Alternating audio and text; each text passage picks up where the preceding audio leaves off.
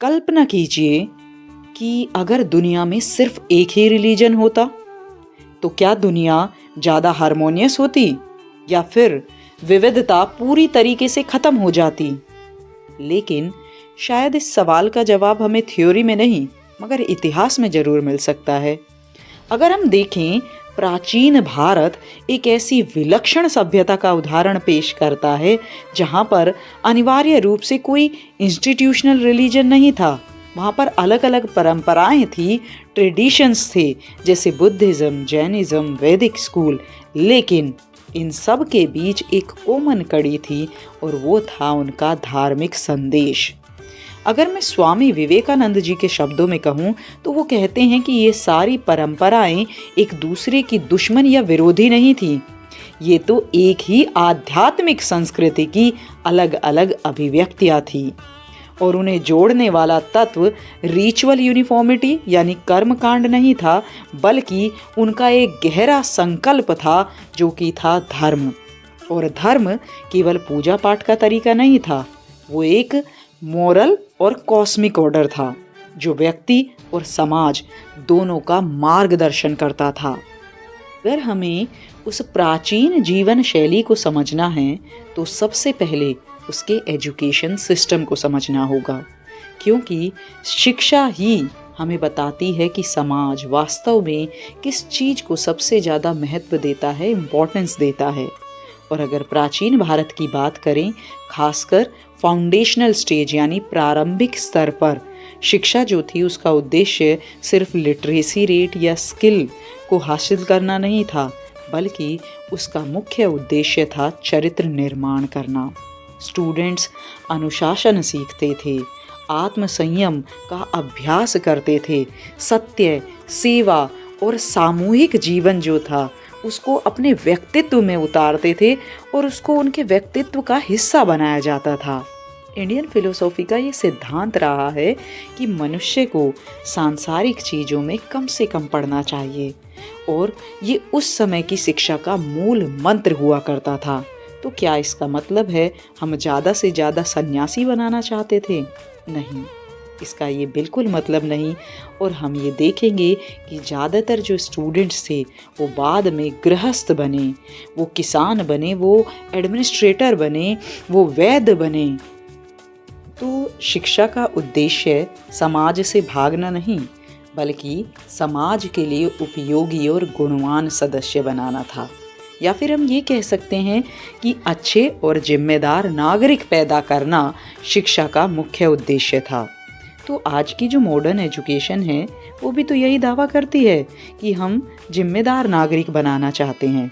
लेकिन यहाँ पर अब ये एक अनकंफर्टेबल सवाल उठता है कि अगर हम जिम्मेदार नागरिक बनाना चाहते हैं आज की एजुकेशन के द्वारा, तो करप्शन क्यों बढ़ता जा रहा है?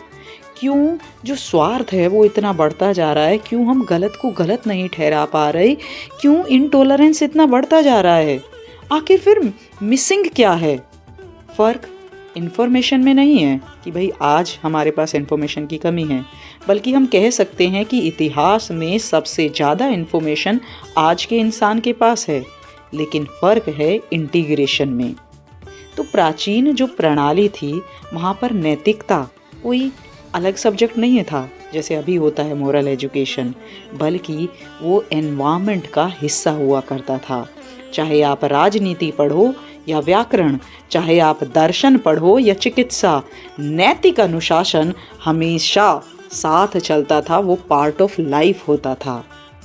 उदाहरण के तौर पर अगर मैं समझाऊं तो प्राचीन भारत का अगर हम मेडिकल ट्रेडिशन देखें जो कि सुश्रुत से जुड़ा हुआ था, वहाँ पर सर्जिकल नॉलेज बहुत एडवांस थी और साइंटिफिक समझ भी काफ़ी गहरी थी। लेकिन अगर आपको एक मेडिकल स्टूडेंट बनना था या अच्छा वैद्य बनना था तो आपको टेक्निकल स्किल के साथ साथ आत्मनियंत्रण, सादगी, सेवा, समर्पण, इन सारे भावों को भी अपने भीतर, अपने अंदर चरित्रार्थ करना था। तभी ये माना जाता था कि आप एक कुशल वैद्य बनने योग्य हैं। तो यानी वहाँ पर प्रोफेशनल एक्सीलेंस और एथिकल कैरेक्टर एक दूसरे से जुड़े हुए थे, इनसेपरेबल थे। तो आज क्या होता है? आज एथिक सिर्फ एक चैप्टर बन गया है या फिर एक बुक बन गई है और हमारा जो एम्बिशन है वो हमारी प्रायोरिटी बन गया है। तो सिंबॉलिकली अगर हम देखें तो प्राचीन सभ्यता सरस्वती से लक्ष्मी की तरफ बढ़ती थी, यानी पहले ज्ञान और फिर समृद्धि। और आज हम अक्सर लक्ष्मी से सरस्वती की तरफ बढ़ना चाहते हैं, यानी पहले पैसा और फिर समझ। जब वेल्थ प्राइमरी हो जाती है और विजडम सेकेंडरी, तो एजुकेशन सिर्फ एक ट्रांजैक्शन बन जाती है, ट्रांसफॉर्मेशन नहीं। और यहाँ पर एक महत्वपूर्ण क्लैरिफिकेशन बहुत ज़रूरी है कि ये जो प्राचीन ज्ञान था, विजडम था, वो किसी धर्म की वजह से नहीं था, बल्कि एक सभ्यता के संकल्प की वजह से था। और वो संकल्प था वैल्यू बेस्ड लिविंग, जहाँ पर धर्म एक इंटरनल रेगुलेटर की तरह काम करता था, यानी एक आंतरिक नियंत्रक की तरह जो हमें गलत काम को करने से रोकता था। मगर यहाँ पर अब कई लोग ये सवाल कर सकते हैं, क्या वैल्यू बेस्ड सोसाइटी इंसान की महत्वाकांक्षा को दबाती थी? क्या जो प्राचीन शिक्षा व्यवस्था थी वो व्यक्तित्व यानी जो इंडिविजुअल यूनिकनेस है उसको कमज़ोर करती थी? क्या वो आज़ादी को रोकती थी? और सबसे बड़ा सवाल, क्या नैतिकता के बिना ज्ञान किसी सभ्यता को जिंदा रख सकता है? जिस जमीन को कभी सरस्वती का निवास कहा जाता था, आज उसे खुद से पूछना चाहिए, क्या हमने सिर्फ इंफॉर्मेशन जमा कर ली है और विजडम को खो दिया है? अगर हाँ, तो क्या शिक्षा दोबारा सिर्फ कमाई का जरिया नहीं बल्कि चरित्र निर्माण का रास्ता बन सकती है?